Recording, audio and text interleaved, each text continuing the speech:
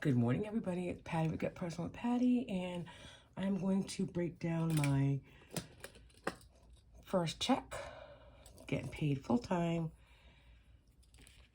in my A5 budget by Paycheck box set.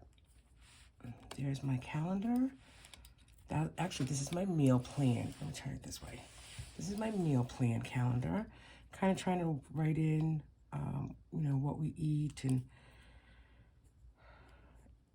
so I can go back in, say, March or April and look back and say, we ate that, we really liked it, etc. So this week, let's see, meals were leftovers on Monday. I made chicken piccata on Tuesday, which is a really nice thin chicken breast with,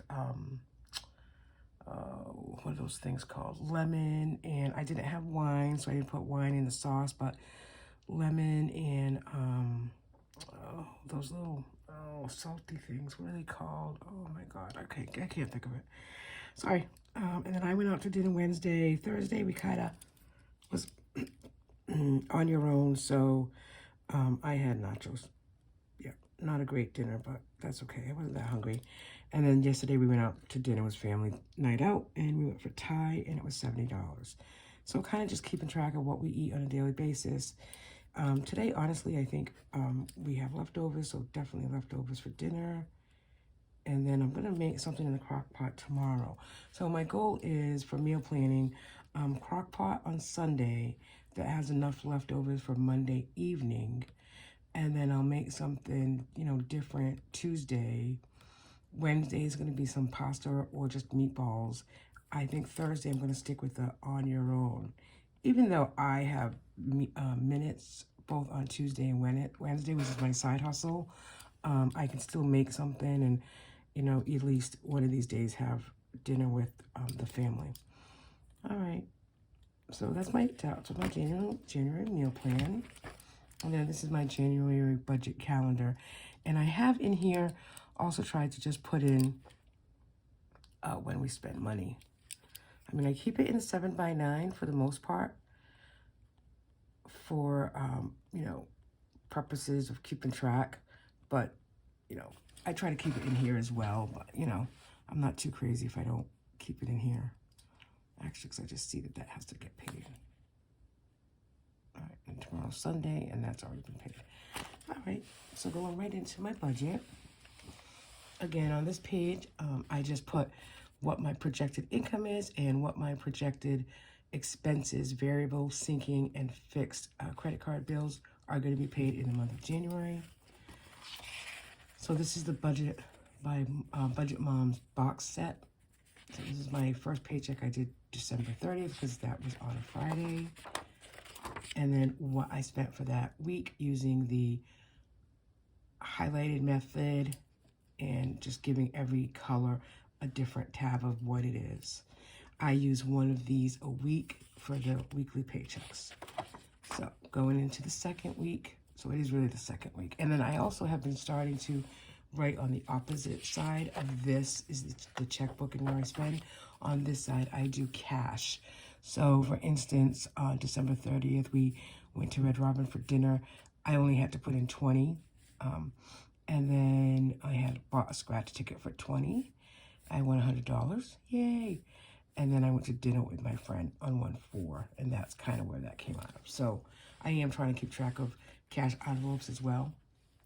So this was the January 6th payment, and I have nothing added up. So my cushion rollover is $250. Now my check in this account is $615.25. And my checking account balance was $217.35. Now last year, it really ended as of like the 31st, so it was really December 31st. So last year, my check on a full-time basis, I work a full-time job that I love. I'm an office manager in a small company. So that check used to be divided into 3 separate checking accounts. This being one of them, my checking account pays for credit card payments, all variable expenses, and sinking savings funds. Our joint account pays strictly for fixed bills, mortgage, our Infinity Comcast service, one car payment,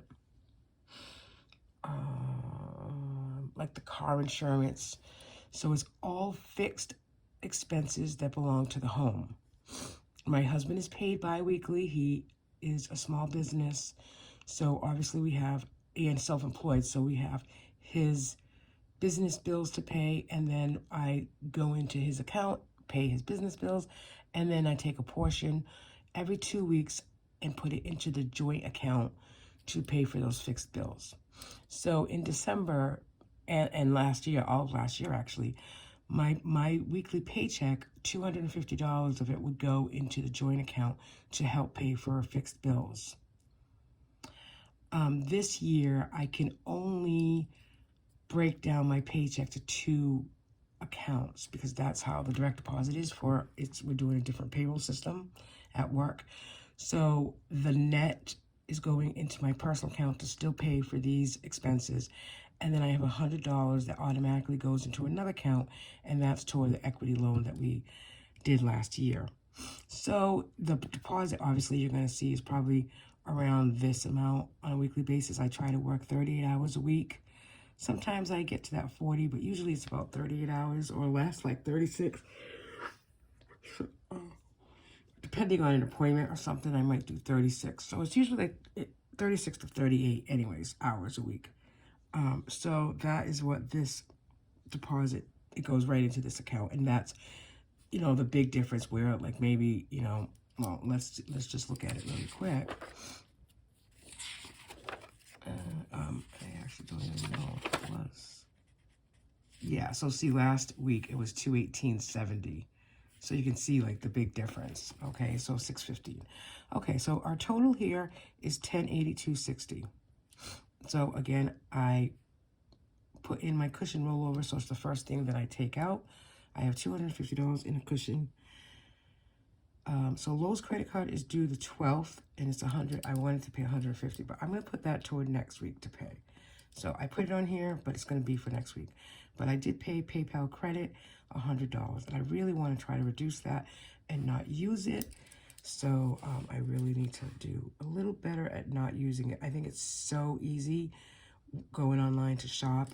It's just easy to hit that button that says PayPal credit, and I kind of don't want to do that, to be honest. So I need to try to stop that. So I have $732.60 left. There's not many fixed bills that come out of my account, as you obviously can see. And I put this up here, $732.60. So groceries, I have $20 cash in an envelope. I think I'm going to just leave that there. If during the week we need milk or my husband stops to get half and half, he can take it right out of that grocery cash. I'm going to tell him, probably for the 100th time, that there is $20 in cash in an envelope. If he needs something during the week, to please use that and just put the change back there. So in Dine Out, I also like to use cash, and we did have a rollover of $35. I knew that going for family dinner last night was going to be around, I had guessed around 60. It was actually 70 with the tip.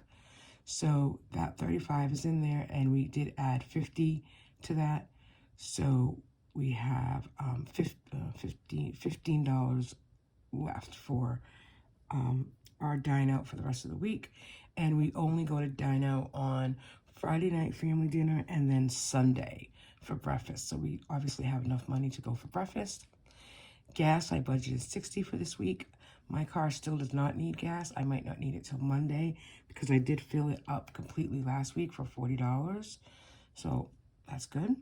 I'm sure my husband's car needs gas. We'll put it in today. Fun, I didn't put any money in fun. Childcare, we do have somebody babysitting tonight so that my husband and I can go to dinner. And that is going to be with a gift card that he got for his birthday. So no spending cash in the Dine Out for that. So that childcare, I put down that I was going to budget 80, but I actually took 60 out. And she got some extra hours in this week anyway, so I think giving her 60, depending on what time we get home, would be fine. And then I also took out $15 for myself. Of the $15, 10 of it is for the joint word that my husband and I are doing every week. I told him this week that he has to give me $10 toward that word. We're doing the word both, B-O-T-H. And, you know, that is taking the B-O-T-H, and like B is the second letter of the alphabet, so that would be $2. And then we just, you know, split that $1 each. So this week the letter is O, which I believe is 20. So I'll put in 10 and my husband will put in 10. And then the other 5, I can't really remember I don't know what this says. I can't read my writing. Oh, I know what that is. I know what that is. I'm going to do the 52 savings challenge.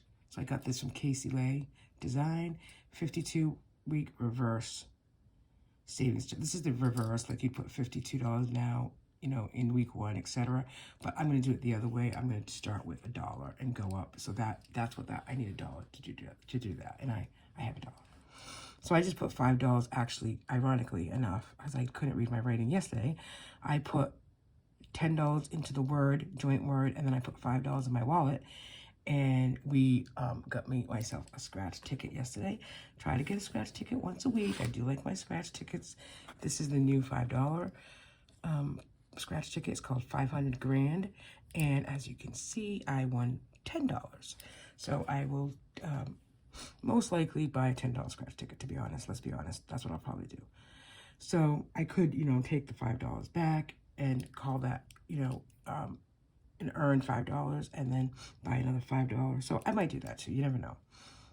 But I do have $1 that I can put into the reverse savings challenge. For sinking funds, my word is focus. So I'm putting in $24 this week. The monthly challenge, I'm doing another savings challenge called the monthly challenge. So in January, you put $10, February 20, March 30, April 40. I tried to do the reverse last year and it just didn't work. So for me, starting off with smaller numbers in the beginning of the year is just better than trying to save the bigger numbers, because by July or even August, when you have to put $80 in, you've already saved, for me, I've already saved 10 to 80. So, you know, you add that up, it's a lot more. So I don't mind putting in that more money at the end of the year to save that large amount. So I'm already done with January because it's $10, and then I already put $20 in for February, so I'm kind of 2 months ahead. So I'd like to just put in extra when I have it, but I did not have it this week, so I didn't budget that. 5 for 5 is $25. That's on a weekly basis. I have 5 envelopes that I put in $5 a week. Now that is because I don't want a lot of savings, sinking funds that I get too crazy about, where, you know, I want to fill 50 envelopes. No, I think people who are just starting out should really think about what their sinking funds are, what's important to them for that year, and really do it slowly. Really put the minimal amount in those sinking funds, because by February, March, they're going to, like, you know, really beat themselves up that they can't fill all these sinking funds. A sinking fund is a little bit each week or each paycheck towards something in the future of that year.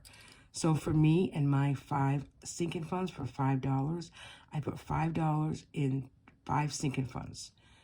3 birthdays, myself, my husband, and my daughter, we're all at the end of the year. Grace is August, I'm December, my husband is November. And then I also put $5 in our dog's, Max, his envelope. He's got some grooming on a monthly basis. He has his prescription for his tick and flea collar coming up. You know, that's like once every 3 months. If I want to go out and get him a treat, I'll have money in there. And then the last envelope kind of is for, I put $5 a week for our girls' night out once a month for dinner, and I can take it right from there. So that's what my 5 is for. That's what's important to me, and I try to I'm very consistent. If nothing else in that week, if something comes up in a week that I can't budget any other savings fund or sinking fund, at least I know I could do the $25 and get 5 sinking funds out of it. That's why I do it. Now, my closed envelope and my husband's closed envelope are 2 new sinking funds that we decided to do this year. And I usually put I started last week and I put $25 in, but this week I put $10 in. I even think $10 a week is fine. That's $40 a month. We don't buy clothes on a monthly basis, but we'll have a little bit of cushion in February if he wants to buy something or if I want to buy something. So there you have it. There is my sinking funds. There's my envelopes. And then the only other thing that I have is I do an automatic transfer into the Ally account for $50 a week. So that has already been done. So my tracking for this week looks like this. My opening balance was $217.35 plus the $250 cushion that I did not put in here. My deposit was $615.25. Ally automatic is $50. My PayPal credit card, $100, and then I took out $194 in cash. Those were for the savings funds, sinking funds, and my envelopes. So that's it. Now I will try to keep track of anything that I spend. If I do, the only other plan that I have going on today is to go to Trader Joe's, and I will do a grocery haul with what I get there. I'm going to make a list of what we need. We have a lot in the freezer and the pantry, so I really need to get, things that I can work with that to eat, so that we're not buying meats. We get the butcher block. We got that in early December, butcher box meats, and we need to eat those meats. So I just really like like salad. I buy salad on a weekly basis. That's what I take for work. Just kind of that kind of stuff, like maybe a couple of frozen meals to have if my husband wants when he's on your own dinner. And really that's about it for my budget this week. So, hey, thanks for watching. I appreciate that you're here. I appreciate the new people that have joined my channel. And I hope that you can come back and watch my grocery haul later. Have a nice weekend. Bye now.